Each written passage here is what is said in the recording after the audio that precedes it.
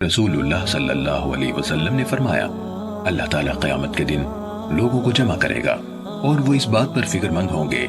کہ اس دن کی سختیوں سے کیسے نجات پائی جائے۔ ابن عبید نے کہا، ان کے دل میں یہ بات ڈالی جائے گی اور وہ کہیں گے، اگر ہم اپنے رب کے حضور کوئی سفارش لائیں تاکہ وہ ہمیں اس جگہ کی سختیوں سے راحت عطا کر دے۔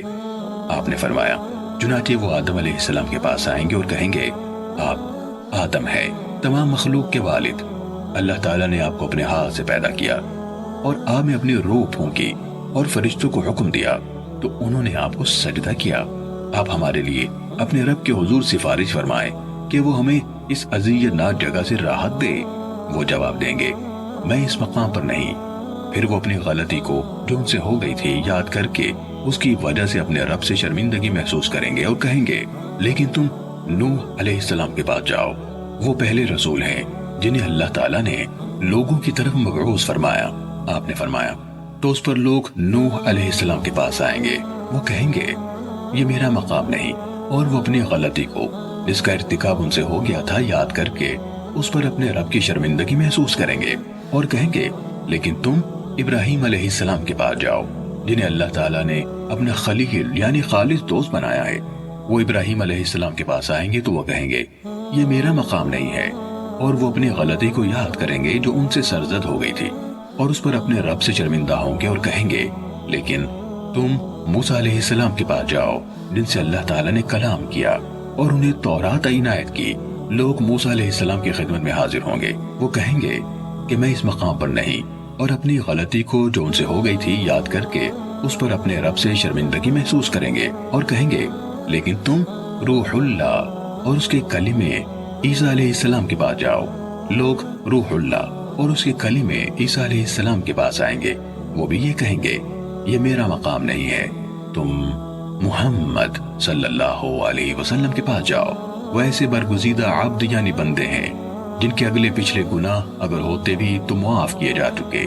حضرت انس رضی اللہ عنہ نے کہا، رسول اللہ صلی اللہ علیہ وسلم نے فرمایا، پھر وہ میرے پاس آئیں گے، میں اپنے رب کے پاس حاضری کی اجازت چاہوں گا تو مجھے اجازت دے دی جائے گی،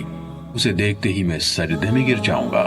تو جب تک اللہ چاہے گا مجھے اس حالت یعنی سجدے میں رہنے دے گا۔ پھر کہا جائے گا، اے محمد اپنا سر اٹھائیے، کہیے آپ کی بات سنی جائے گی، مانگیے آپ کو دیا جائے گا،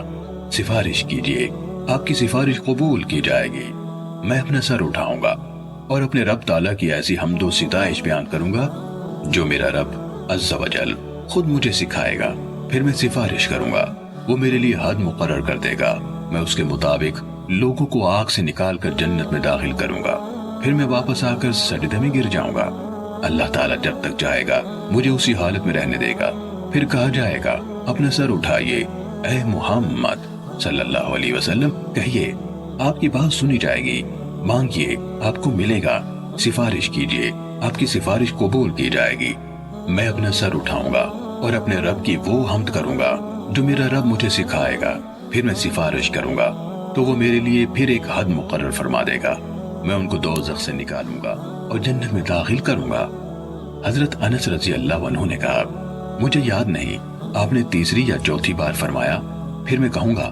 اے میرے رب، آگ میں ان کے سوا اور کوئی باقی نہیں بچا جنہیں قرآن نے روک لیا ہے، یعنی جن کا دوزخ میں ہمیشہ رہنا اللہ کی طرف سے لازمی ہو گیا ہے۔